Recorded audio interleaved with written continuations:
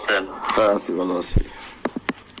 আমি ছিলাম ওই যে বাইরে আমার উপর জিজ্ঞাসাবাদ করলো, আমি আসলাম সাথে ছিলাম মাত্র করে জানোর বাইরে বের হয়েছিলাম আর কি। হ্যাঁ আচ্ছা আচ্ছা। না আমি তো ওইখানে বাইরে বোঝায় বলছি বাইরের কথা হলো যে আমার তো মানে এবিলিটি নাই। হ্যাঁ বলো যে এক মিলাই দেওয়ার জন্য আমি তারা ক্লিয়ার করছি যে আমি যেমনি ঠিক আছে। তুমি বলো যে তো আসলে যেটা তো আর মানে বিপদ আমার মাঝে বলতেছে যে ভাই ভাই ভাই এই যে সেকেন্ড অফিসার আনোয়ার সাহেব মানে নাদিমের সাথে আপনিও থাকলেন আমিও থাকলাম, আলাপ আলোচনা কইরা যেটা করা যায় সেটা কইরা দিয়ে দিই। এটা ক্লিয়ার করে যদি প্রস্তাবটা দেন তাহলে আলাপ আলোচনা করতে সুবিধা হবে আর কি নাদিমের সাথে। আমার মনে হয় 3 লাখ টাকা যেটা চাইছি। আচ্ছা মামা বলেন। আপনি আর বউয়ের সাথে কথা বললা বুঝায়া আপনি বলতেন যেভাবে এইভাবে আমি নিশ্চয় কথা বললা এসা করছি।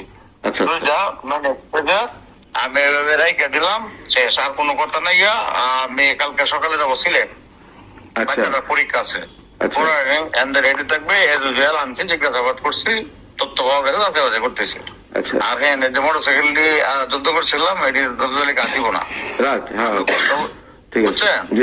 আপনি কথা বললাম ফাইনাল করে আমার কাছে যে মুরব্বীটা আছেন না গাড়িওয়ালা, আপনি যে কোনো এক সময় আমার ফোন দিলে ওরা বলে দিব, আমরা ওদের দেখা করবো, আমরা থেকে নিয়ে রেখে দিলে আর কোনো আর কোনো কথা নাই।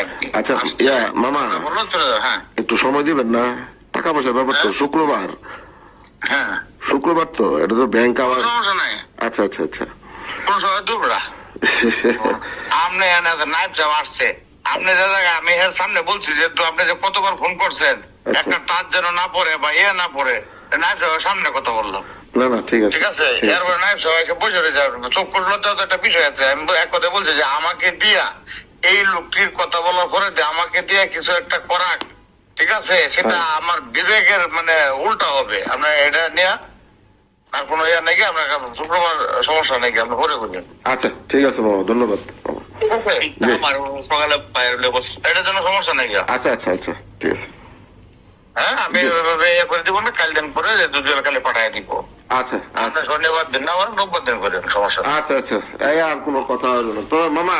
না হ্যাঁ মানে একটু কি স্যাক্রিফাইস কি করণ যায়? আমি তো শেষের মধ্যে 5 থেকে 3-এর মধ্যে আনছি।